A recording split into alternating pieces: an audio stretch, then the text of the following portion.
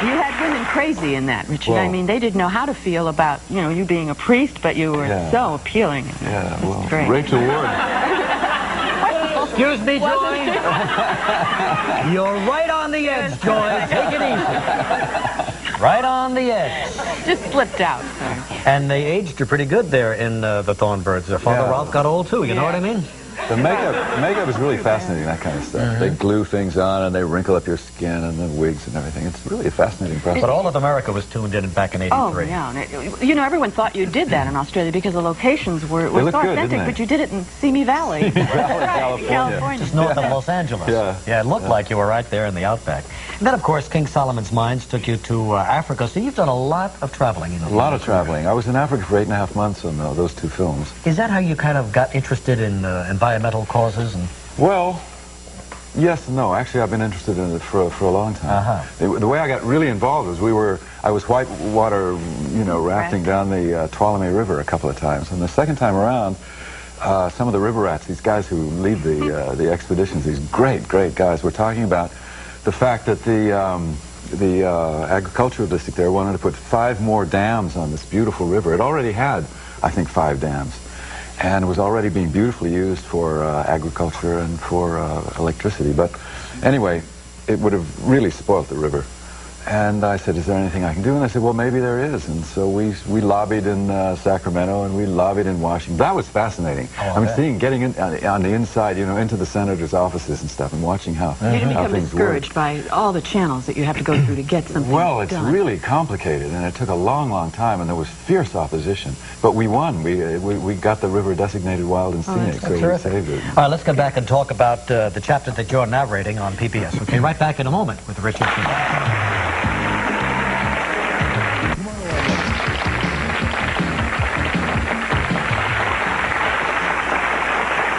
Incidentally, if you're interested in this book, just out now, $29.95, and you could read it all day and all night and never get tired of this fight. It's a beautifully put together book. I didn't realize so much was at stake here, you know? Well, I didn't either. When I did the narration for the poaching episode for their television documentary, I had no idea that the amazing amount that goes on in this country. I thought we were too civilized for all that. Yeah. But, breaks your heart, doesn't it? Grizzly bears and black bears. Black bears are killed by the hundreds for their gallbladder, which the Koreans use for medicinal purposes. And they sell for, I don't know, $5,000 or something like that. And what do they do?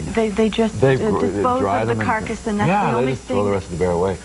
Or they take the claws and sell them for jewelry and sometimes the coats and sometimes the meat. But well, the chapter begins with a couple of guys going into Louisiana swamp to a nesting area for the blue heron and just slaughtering over 400 of those very rare birds. Yeah, just it's unbelievable. phenomenal what people do. You can't believe it.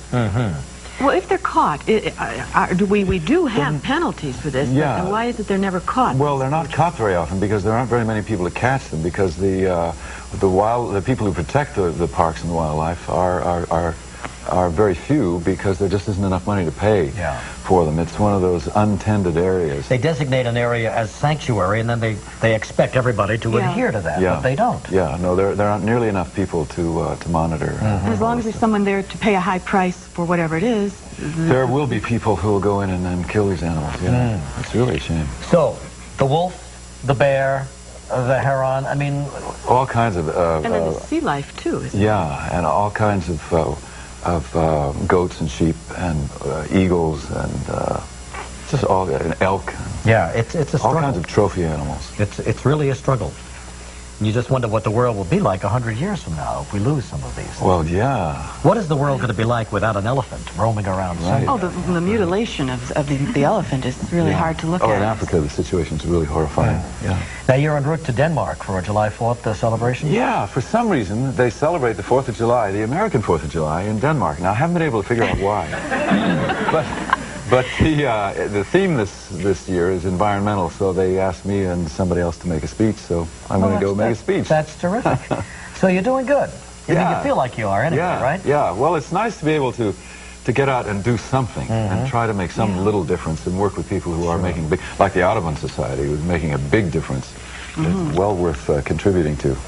What is new in the career? What do we have? coming out? Well, a bunch of stuff. Now, it's nothing I can talk about specifically at the moment. There are a couple of very interesting projects that I'm tracking at the moment, like the Thornbury, you know, all that stuff. And I'm developing another series for Hawaii.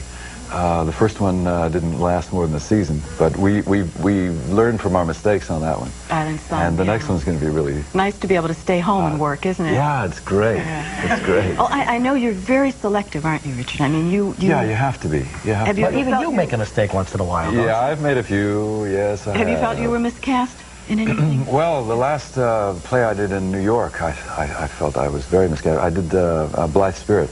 I did it because Geraldine Page was doing it. It was great working with her, and the rest of the cast was terrific. But I found after we started playing that I was just real wrong for that play.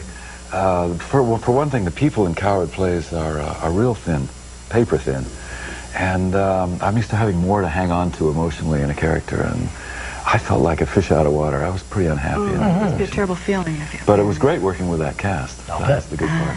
Well, we wish you the very best of luck, and sometime this summer you'll hear Richard Chamberlain as he narrates his chapter of Fight for Survival, the Audubon Perspectives. We thank you so much for coming by. Thank you. Good to have you. Thank you.